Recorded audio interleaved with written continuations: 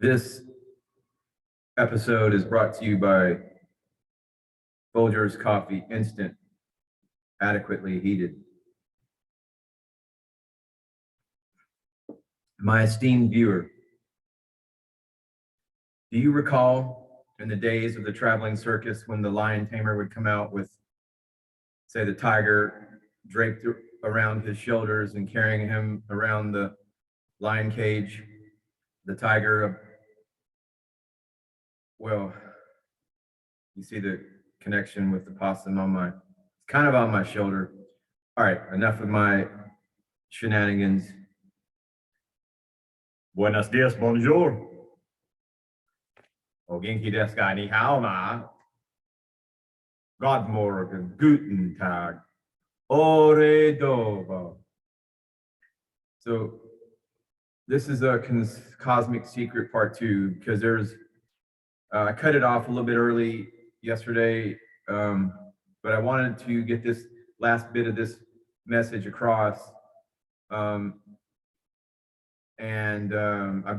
think this is at the part of the video where James Gillian's about to come up. He's one of my favorite contactees, gurus, messengers of the light. So I wanted to share this last little part of Cosmic Secret. Okay, guys? Teachings are for us to become more spiritual and to prepare ourselves for this coming event. So there's big changes coming, but everyone's got a piece in this, and no one's more important than anyone else. We're all in the same wavelength here at the most important time in the universe. Even possums I don't care what religion you are, what color you are, what culture. It doesn't matter. That 0 point that we want to get to is right here. And when you connect with this, everything's connected. We need to reconnect with what's ethical. How do we live as a civilization ethically and morally with all the new technology that we have, that we're developing, and that we will develop in the future? And that's what we all have to do in order to be happy, be joyful, to be in the moment.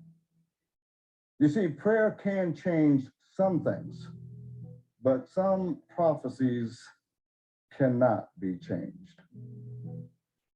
The information that we have been holding back, or at least survived throughout the ages, has to be put out there.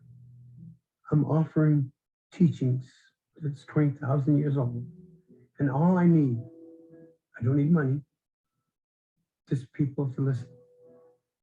Can we retrain ourselves and even teach the next generation the value of being of service to others, to honor Mother Earth, to honor our animals, to honor one another, to respect the sovereign dignity of each individual? The best thing that you can do if you find yourself in this Illuminati in any way, the best thing you can do to absolve yourself of any karmic debt is to come forward as an insider, as a whistleblower. If you dedicate your life in service and you are willing to speak out and act on behalf of the greater good for humanity, you better believe that you can get your ticket to the ascension. You can make a difference by becoming a hero. If you become a hero, if you do the right thing, you do not have to be condemned. You do not have to miss out on this ascension process. So I believe we must remember that the spiritual forces that exist on earth are real, that the different teachers from different religious backgrounds did come in with a message. There is a consistency to that message. This is the angelic positive agenda. It is to teach us the importance of love, positivity, compassion, long-suffering, patience, forgiveness, and understanding. And once we embrace and live by these principles, we are bringing ourselves into vibrational accordance with this higher truth. It is a very exciting future, and it is a future that I am willing to fight for and that I spend every day of my life to prepare us for.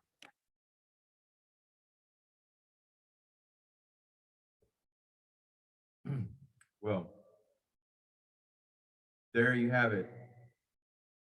Any of you dark cabal forces, you Illuminati deep state. You know, even you are redeemable. You just have to let it go. Let your negative agendas service to self. If you don't see the light coming from the central sun of Alcyon, if you don't see the prophetic writings etched into the heart of source, of creator, well, then there are none so blind as those who will not see. Now, I think possums can see pretty good. Their little eyes look a little squinty, but at nighttime, man, them little turkeys, they can get around pretty good. I see them on my night vision cameras at nighttime. Anyway, namaste, namaskaram.